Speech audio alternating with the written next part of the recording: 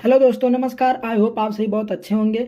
मैं हूं विजय मौर्य और आप सभी का अपने यूट्यूब चैनल में बहुत बहुत स्वागत करता हूं। तो दोस्तों, आज की इस वीडियो में हम समझने वाले हैं डिमांड और सप्लाई क्या होता है। तो सबसे पहले हम समझ लेते हैं यहाँ पे सप्लाई क्या होता है। तो सप्लाई मतलब ये होता है कि किसी भी चीज़ की मार्केट में अवेलेबिलिटी कितनी है, या फिर उस चीज़ का कितना अधिक प्रोडक्शन हो रहा है, वो कितने अधिक मात्रा में हमको मिल रहा है, यानी कि उसका उत्पादन कितने अधिक मात्रा में हो रहा है। तो हो गया हमारा सप्लाई, यानी कि वो मार्केट में कितने क्वांटिटी में अवेलेबल है, तो हो गया उसका सप्लाई। और डिमांड का मतलब ये हो गया कि उसकी मार्केट में नीड कितनी है, उसकी वैल्यू कितनी है, वो हो गया उसका डिमांड। ठीक।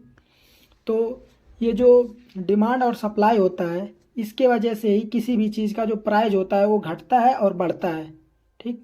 तो इसी के आधार पे हम क्या करते हैं, चार्ट में टेक्निकल एनालिसिस करते हैं। तो यहाँ पे आप लोग देख सकते हैं जो ये जो प्राइस है इसका जो घट रहा है और बढ़ रहा है, ये डिमांड और सप्लाई की ही वजह से। यहाँ पे आप लोग देख सकते हैं प्राइस यहाँ से गिर गया है, फिर ऊपर गया है, फिर नीचे आया। तो ये जो घट रहा है और बढ़ रहा है, तो उस समय डिमांड और सप्लाई की वजह से ही ये हो रहा है।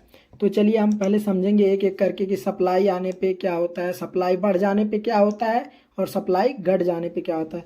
तो जब मार्केट में किसी चीज़ की सप्लाई बढ़ती है तो वहाँ पे उसका प्राइस घट जाता है, और जब किसी चीज़ की सप्लाई घटती है तो वहाँ पे उसका प्राइस बढ़ जाता है।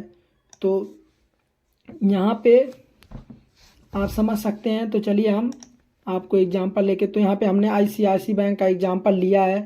तो यहाँ पे आप लोग देख सकते हैं सप्लाई, यहाँ पे जब कोविड आया था तो लोग बेचना स्टार्ट कर दिए। जिसके पास भी शेयर था सब लोग सोचे कि हाँ अब बेच दे, नहीं तो मार्केट क्रैश होने वाला है, मार्केट कहीं ऐसा ना हो मेरा पैसा सारा का सारा पैसा जीरो हो जाए।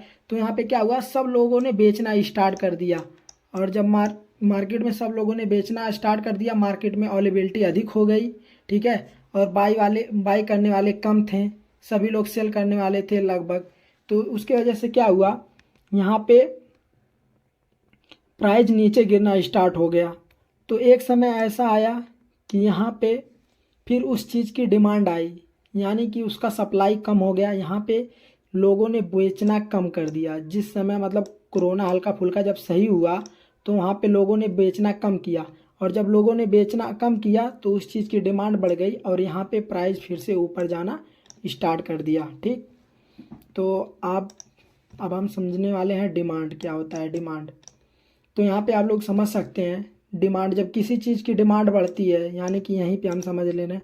जैसे मार्केट नीचे आया, कोविड के बाद नीचे आया, और यहाँ पे जब मार्केट थोड़ा टाइम सस्टेन किया तो यहाँ पे क्या हुआ, इसका डिमांड फिर से बढ़ना स्टार्ट हो गया। इसका जो डिमांड था वो बढ़ना स्टार्ट हो गया। तो जब इसका डिमांड बढ़ना स्टार्ट हो गया ये, तो यहाँ पे इसका क्या हुआ, प्राइस जो शेयर था इसका प्राइस भी ऊपर जाना स्टार्ट कर दिया, यानी कि प्राइस भी बढ़ने लगा। जब इसकी डिमांड अधिक हुआ तो शेयर का प्राइस भी ऊपर जाना स्टार्ट कर दिया। और चलिए अब समझते हैं डिमांड जब कम होता है तो क्या होता है। तो यहाँ पे आप लोग समझ सकते हैं चार्ट में, सेम इसी चार्ट में यहाँ पे क्या हो रहा है, इसका डिमांड जो है कम हो रहा है। जब डिमांड कम हुआ तभी लोगों ने सेल करना स्टार्ट किया। जब डिमांड कम हुआ तो लोगों ने सेल करना स्टार्ट किया, और जब सेल करना स्टार्ट किया तो सप्लाई बढ़ा मार्केट में। और जब मार्केट में सप्लाई बढ़ा तो वहाँ पे क्या हुआ, प्राइस जो है नीचे गिरने लगा। ये सब चीज़ें तो आप लोग समझ ही गए होंगे। तो चलिए एक बार इसको हम फिर से समझा दे रहे हैं, डिमांड और सप्लाई क्या होता है। तो यहाँ पे देखिए पहले क्या हुआ था, यहाँ पे क्या था, यहाँ पे जब डिमांड कम हुआ। ठीक। यहाँ पे जब डिमांड कम हुआ, डिमांड जब यहाँ पे कम हुआ तो लोगों ने क्या किया, सप्लाई बढ़ा दिया, यानी कि लोगों ने सेल करना स्टार्ट कर दिया। जब लोग यहाँ पे जब डिमांड कम हुआ तो लोगों ने सेल करना स्टार्ट कर दिया, और जब सेल करना स्टार्ट कर दिया तो प्राइस जो है वो भी नीचे गिरने लगा। जब लोगों ने सेल करना स्टार्ट किया तो प्राइस भी नीचे गिरना स्टार्ट हो गया। ठीक। और फिर कुछ देर के बाद जब मार्केट, यानी कि जब कोरोना में थोड़ा बहुत सुधार आता है, तो वहाँ पे क्या हुआ, यहाँ पे डिमांड जो है, डिमांड क्या हुआ, बढ़ने लगा। और जब डिमांड बढ़ने लगा तो यहाँ पे फिर ये प्राइस क्या है, ऊपर जाना स्टार्ट कर दिया, क्योंकि लोगों का इंटरेस्ट आ गया फिर से उसको बाई करने में। लोगों ने क्या किया, यहाँ पे बाई करना स्टार्ट किया, लोगों ने बाई करना स्टार्ट किया और प्राइस ऊपर जाना स्टार्ट कर दिया। सप्लाई बढ़ता है तब क्या होता है, डिमांड और सप्लाई।